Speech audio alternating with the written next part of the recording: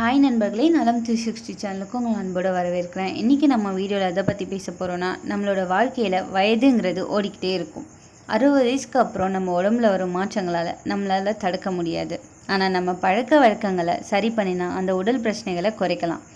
இப்போது நம்ம எதை பற்றி பேச போகிறோன்னா, காலையில் செய்கிற சில பழக்கங்கள் 60 வயசுக்கு மேலே இருக்கிறவங்களுக்கு ரொம்ப ஆபத்தாக இருக்கும். இதை தவிர்த்தா நம்ம உடம்பு நல்லா இருக்கும், நாள் முழுக்க சுறுசுறுப்பாக இருக்கும். அது என்னென்னு இப்போ தெரிஞ்சுக்க போகிறோம். அதுக்கு முன்னாடி நலம் 360 சேனலை சப்ஸ்கிரைப் பண்ணாதவங்க சப்ஸ்கிரைப் பண்ணிக்கோங்க, மறக்காமல் பெல்லைக்கானை ப்ரெஸ் பண்ணிக்கோங்க. வாங்க வீடியோக்குள்ளே போகலாம். பலர் காலையில் அலாரம் அடித்த உடனே பயந்து எழுந்திரிப்பாங்க. வயது கூடும்போது ரத்த அழுத்தம் திடீர் குறைவு ஏற்படும். அதனால் ஆர்த்தோஸ்டாட்டிக் ஹைப்போடென்ஷன் அபாயம் அதிகமாகவே இருக்குது. ஸோ சீனியர் சிட்டிசன்ஸ் மெதுவாக எழுந்து 2 நிமிஷம் படுக்கையிலே உட்காந்து அதுக்கப்புறம் தான் எழுந்து நிற்கணும். இப்படி டெய்லி ரொட்டீனில் பண்ணி பாருங்கள், உங்களுக்கே மாற்றம் என்னன்னு தெரியும். நைட்டில் 6லேருந்து 8 மணி நேரம் நீங்கள் தண்ணீர் குடிக்காமல் தூங்குறீங்க.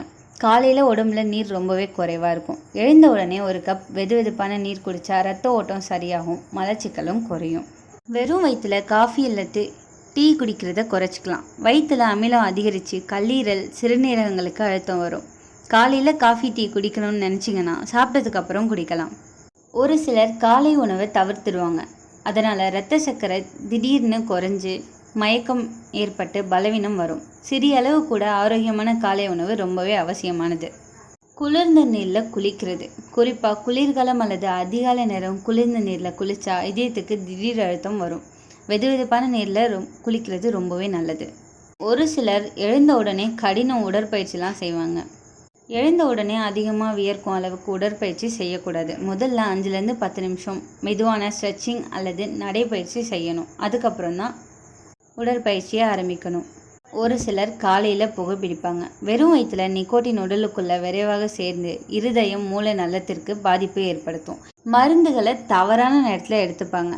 சில மருந்துகள் வெறும் வயிற்றில் எடுக்கக்கூடாது, சிலவற்றை வெறும் வயிற்றில் தான் எடுக்கணும். மருத்துவர் சொன்ன நேரம் முறையை பின்பற்றாமல் அவங்க இஷ்டத்துக்கு சாப்பிடுவாங்க. அப்படி சாப்பிட்றத அறவே தவிர்க்கணும். அதிக நேரம் காலையில் படுக்கையிலே இருப்பாங்க. இரத்த ஓட்டம் குறைஞ்சி மூட்டு வலி, முதுவலி, தசை பலவீனம் போன்ற பல பிரச்சனைகளுக்கு இது வழிவகுக்குது. காலையில் எழுந்த உடனே மொபைல், டிவி இதுங்க மூஞ்சில் தான் முழிப்பாங்களே. காலையிலேயே மன அழுத்தம், கவலை அதிகரிக்க இது ரொம்பவே வழிவகுக்குது. முதல்ல அமைதியான சூழலில் நாளை நம்ம தொடங்கணும்.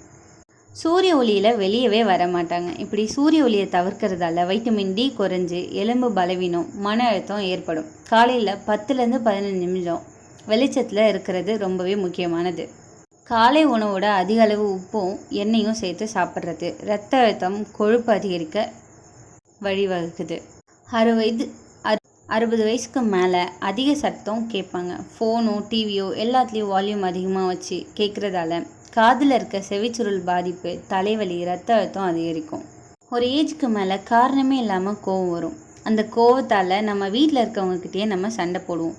இப்படி சண்டை போடுறதால மன அழுத்தம், இதய துடிப்பு அதிகரிக்கும். அமைதியான பேச்சால் தான் நாளை தொடங்கணும். ஸோ கோவத்தை கண்ட்ரோல் பண்ணிவிட்டு நம்ம சுற்றி இருக்கிறவங்கக்கிட்ட அன்பாக பேசி பழகலாம். காலை நேரத்தில் எழுந்த உடனே இனிப்பு அதிகமாக சாப்பிடுவாங்க. இது சர்க்கரை அளவை திடீர்னு உயர்த்தி பின் திடீர் குறைவையும் ஏற்படுத்தும்.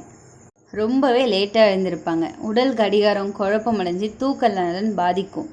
இன்னும் ஒரு சிலர் எழுந்த உடனே வேலைக்கு போகிற மாதிரி வண்டி ஓட்ட ஸ்டார்ட் பண்ணுவாங்க. இரத்த ஓட்டம் கவனமாக சரியாக வராமல் விபத்து அபாயம் ஏற்படும் வாய்ப்பு இருக்குது. குளிர்ந்த காற்றில் நேரடியாக நிற்பாங்க. மூட்டு வலி, சளி, மூச்சு திணறல் போன்ற நிறைய பிரச்சனைகள் அதிகரிக்க வாய்ப்பு இருக்குது. காலை நேரத்தில் அதிகமான மருந்து, சப்ளிமெண்ட்ஸ் எடுக்கிறதால அதிகம் உடம்பை சிரமப்படுத்தும். மருத்துவரின் ஆலோசனை ரொம்பவே அவசியம். நம்மளோட நாளை தொடங்கும் போதே நன்றி சொல்லாமல் இருக்கிறது மனநலத்தை குன்றும்.